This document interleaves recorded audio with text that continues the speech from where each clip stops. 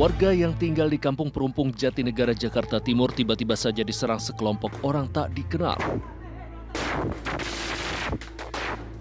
Para pelaku bahkan melempari warga dengan petasan dan benda yang diduga bom molotov. Sejumlah remaja dan pemuda di Kampung Perumpung tidak terpancing untuk melawan.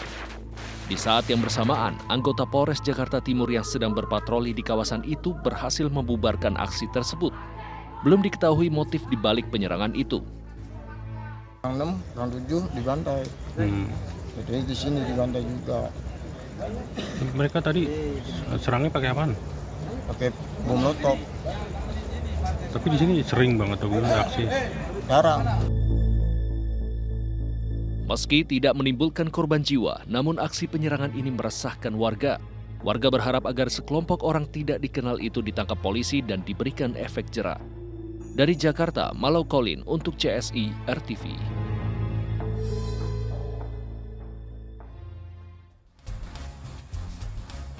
Pelaku pembunuhan jasad dalam koper di sebuah kontrakan di Kabupaten Pangkep, Sulawesi Selatan akhirnya tertangkap. Begitu juga yang dialami pelaku perampokan gerai briling berbaju Polantas di Riau yang ternyata dipicu utang judi online. Sahabat, inilah catatan seputar investigasi bersama saya, Pramadika Samudra.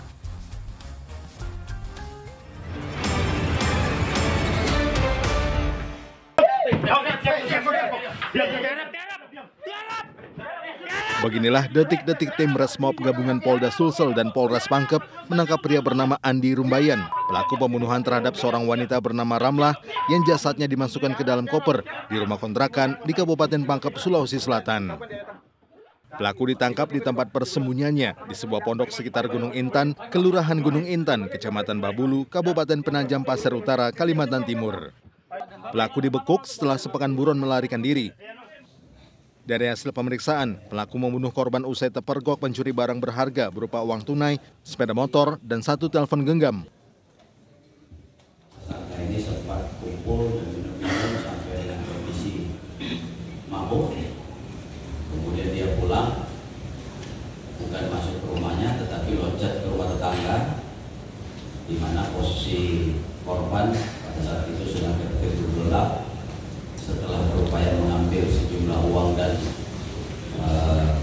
alat komunikasi atau handphone, kemudian melihat korban sedang tertidur pulas, muncullah niat berikutnya, yaitu melakukan pemerkosaan. Sebelumnya jasad Ramlah ditemukan di dalam koper di rumah kontrakan di Kelurahan Jagong, Kabupaten Pangkajene. Korban pertama kali ditemukan oleh anaknya dan kemudian menghubungi pemilik kos lalu melaporkannya ke polisi. Sementara untuk mempertanggungjawabkan perbuatannya, pelaku dikenakan pasal berlapis dan terancam penjara seumur hidup atau hukuman 20 tahun penjara. Dari Makassar, Sulawesi Selatan, Samsul Altimen untuk CSI RTV. Satu unit mobil mewah hangus terbakar di Jalan Perintis Kemerdekaan, Kota Bandung, Jawa Barat. Saat api membesar, percikan api menyambar mobil angkot yang sedang melintas.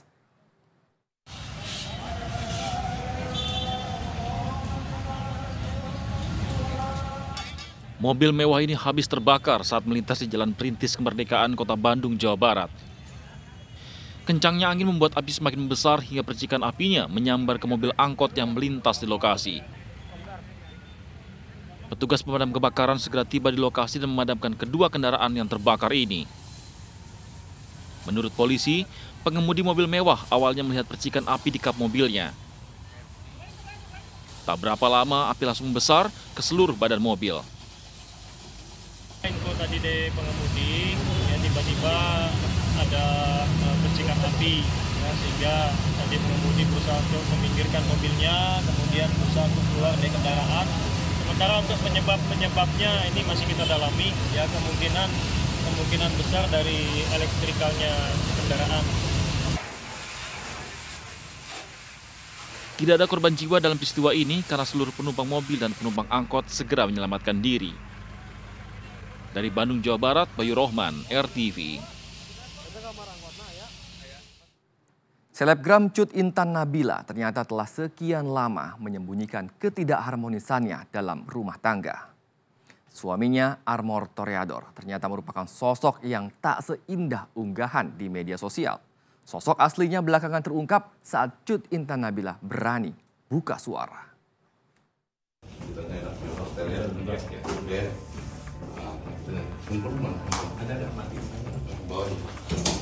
Di salah satu kamar hotel di Bilangan Kemang, Jakarta Selatan, tim Reskrim Polres Bogor mengamankan seorang pria yang dalam beberapa jam terakhir telah menjadi buah bibir. Bukan sama siapa di sini? Ya udah bawa barang-barangmu ya. Armor Toreador nama pria ini. Tadi kan sore ya? Setelah memastikan identitasnya, polisi akhirnya membawa pria berusia 25 tahun ini ke Mapolres Bogor untuk didalami keterangannya. Kami nggak perlu bawa. Iya. Emang ada masalah gimana? Tak banyak bicara, Armor hanya terdiam kalau wartawan terus memberikannya pertanyaan.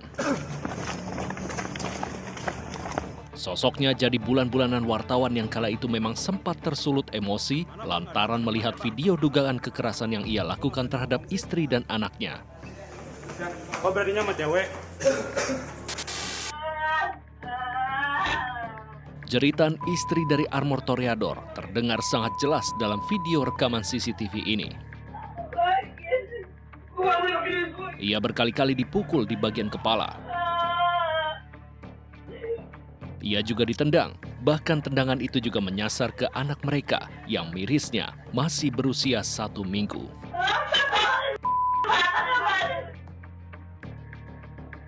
Selama ini saya bertahan karena anak. Ini bukan pertama kalinya saya mengalami KDRT. Ada puluhan video lain yang saya simpan sebagai bukti.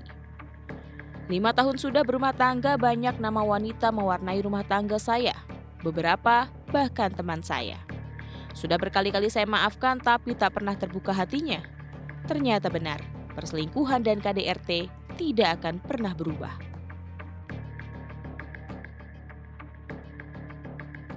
Cut Intan Nabila telah lama menutup diri dan tak pernah mengumbar aib rumah tangganya. Namun kali ini, selebgram ini akhirnya tak bisa lagi membendung kecewa, darah, dan air matanya. Tak mengherankan rasanya, perselingkuhan dan kekerasan yang telah terjadi puluhan kali turut dialami dan disaksikan oleh kedua anaknya yang masih balita. Bahkan si bungsu yang masih berusia beberapa hari turut menjadi korban. Polsek Sukaraja beserta Polres Bogor bergerak cepat dengan memeriksa rumah keduanya yang berlokasi di Sukaraja, Kabupaten Bogor, Jawa Barat. Selain memeriksa CCTV, polisi juga menggali keterangan dari beberapa ART dan tetangga korban. Cut Intan Nabila turut dibawa ke kantor polisi untuk digali keterangannya. Sangat-sangat kecewa lah. Anak kita kok, ya kan? Kalau sumber masalahnya apa sih, Om? Saya juga nggak tahu masalahnya. Nanti hukum lah yang ini kan. Tapi melihat Kak Intan sudah menutupi ini sekian lama, Om. Melihatnya seperti apa nih, Om? Ya, kita juga nggak tahu. Mungkin tidak pernah ada cerita atau seperti itu, Kak Intan? Mungkin sama saya belum cerita ya. Om, Mungkin teman-temannya dia.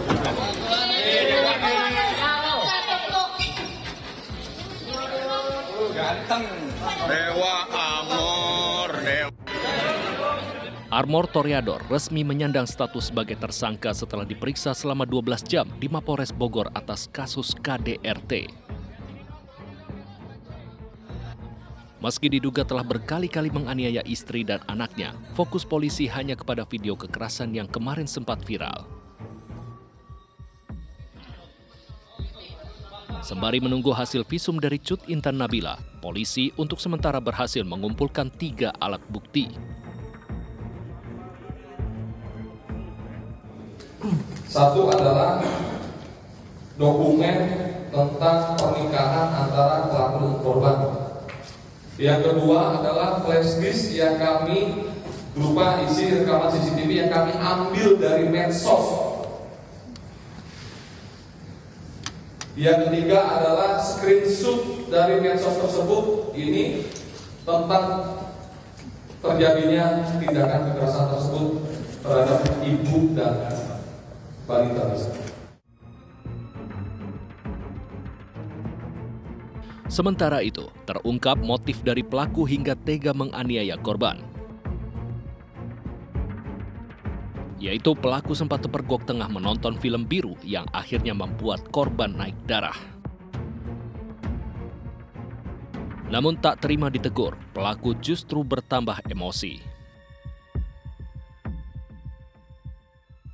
Hasil pemeriksaan dari tersangka, mohon maaf saya sampaikan bahwa si tersangka ketahuan menonton video porno. Hasil pemeriksaan tersangka, namun kami ingin menggali pemeriksaan dari korban. Karena kemarin faktor psikologinya masih trauma, kami berinisiatif menghentikan dulu sementara pemeriksaan terhadap korban. Lebih dari 5 kali. Dari tahun berapa? 2020. Saya tidak akan melakukan pembelaan apapun. Yang jelas saya mengaku bersalah. Saya siap berjanji menjalani proses hukum dengan sebenar-benarnya.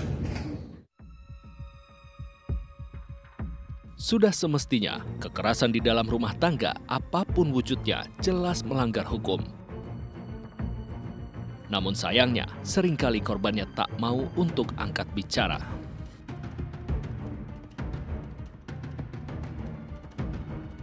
Intan menyuarakan itu karena dia menganggap itulah jalan untuk bisa menyelamatkan dirinya. Ya, ketika orang tidak bereaksi, tidak berespon pada dia gitu ya. Nah, kalau memang itu dia lakukan dalam rangka membela dirinya atas satu perbuatan orang lain, itu bukan penghinaan yang dapat dipertanggungjawabkan seperti yang ada di dalam pasal 310 gitu ya, menuduh seseorang melakukan sesuatu gitu. Ya, di muka umum katakanlah seperti itu. Karena itu dilakukan dalam rangka membela diri. Jadi pelajaran yang bisa kita ambil adalah ya perempuan-perempuan korban tidak perlu takut untuk menyuarakan. Sekali lagi, biduk rumah tangga yang seharusnya indah jadi tercoreng atas kasus kekerasan. Kasus ini semoga bisa jadi pelajaran bahwa tindak kekerasan yang terjadi di dalam rumah tangga sudah seharusnya dilaporkan, tidak didiamkan begitu saja. Dari Jakarta dan Bogor, Jawa Barat, Tim Liputan untuk CSI RTV. Berkendara dengan selamat di jalan raya tidak hanya membutuhkan keahlian, namun juga kewaspadaan dan kepatuhan dalam berlalu lintas. Dan berikut tips dari Brigadir Putu agar kita selamat dari maut di jalan raya. Halo sahabat RTV, pelanggaran lalu lintas terjadi hampir setiap hari. Dan kali ini ada pelanggaran lalu lintas apa ya yang sudah terekam? Mari kita lihat bersama-sama videonya. Aduh dek, ini ngapain ya? Jangan ya dek ya, jangan. Kok nyari celaka sih cuma buat konten, foto-foto atau video-videoan terus untuk diposting di Instagram sama TikTok. Kalian harus sampai merelakan keselamatan diri kalian. Nggak worth it nih. Kita lihat ya, mungkin orang yang ada di dalam kendaraan ini nih merekam ada komunitas mobil yang lagi melintas di jalur tol ya. Ini sahabat bisa kita lihat ya, di sebelah kiri ini ada komunitas mobil yang lagi iring-iringan begitu ya. Kemudian mobil yang satu ini merekam aksi mereka. Please dong, jangan sembarangan keluarkan anggota tubuh dari kendaraan, apalagi ini di jalan tol ya, kan bahaya banget. Di jalan raya biasa aja nggak boleh, ini malah nekat ngeluarin tubuh di jalan tol. Yang kita tahu ya sahabat, kendaraan kalau di jalan tol kan lajunya akan lebih cepat nih daripada di jalan arteri. Selain itu lajur paling kanan di tol dikhususkan untuk kendaraan yang akan mendahului ya sahabat. Kalau dari video ini malah membuat pengendara lainnya akan menjadi terhambat. Sahabat, ayo kita tumbuhkan lagi kesadaran akan pentingnya keselamatan dengan ikuti aturan yang ada. Ingat, masa depan kalian masih panjang, masih banyak hal-hal yang baik yang bisa kalian lakukan. Pelaku perampokan gerai layanan transfer yang menggunakan baju Polantas di Pelalawan, Riau akhirnya berhasil diringkus polisi. Dari hasil pemeriksaan, pelaku mengakui aksinya karena terlilit utang judi online.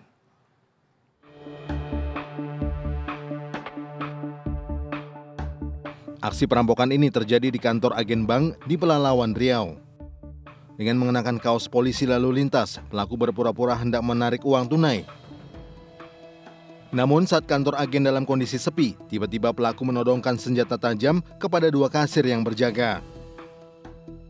Lantaran takut, kedua kasir pun langsung menyerahkan sejumlah uang dari dalam laci sekitar 72 juta rupiah kepada pelaku. Berbekal rekaman CCTV dan keterangan saksi, polisi akhirnya berhasil menangkap pelaku.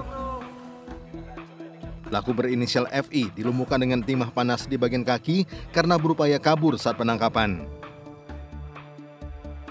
Sekitar jam 20.30 yang bersangkutan langsung masuk seperti di video, kemudian melakukan kekerasan dan melakukan ancaman dengan menggunakan sebilah pisau yang barang bukti sudah dilakukan penyitaan dan mengambil uang yang ada di laci kantor Gerai Briling senilai Rp72.600.000.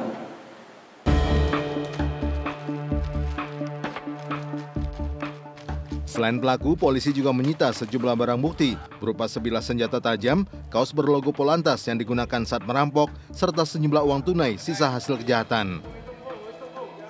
Dari pengakuannya, pelaku merampok karena kecanduan judi online hingga terlilit utang. Atas perbuatannya, pelaku dikenakan pasal 365 KUHP tentang pencurian disertai pemberatan dengan ancaman hukuman 7 tahun penjara.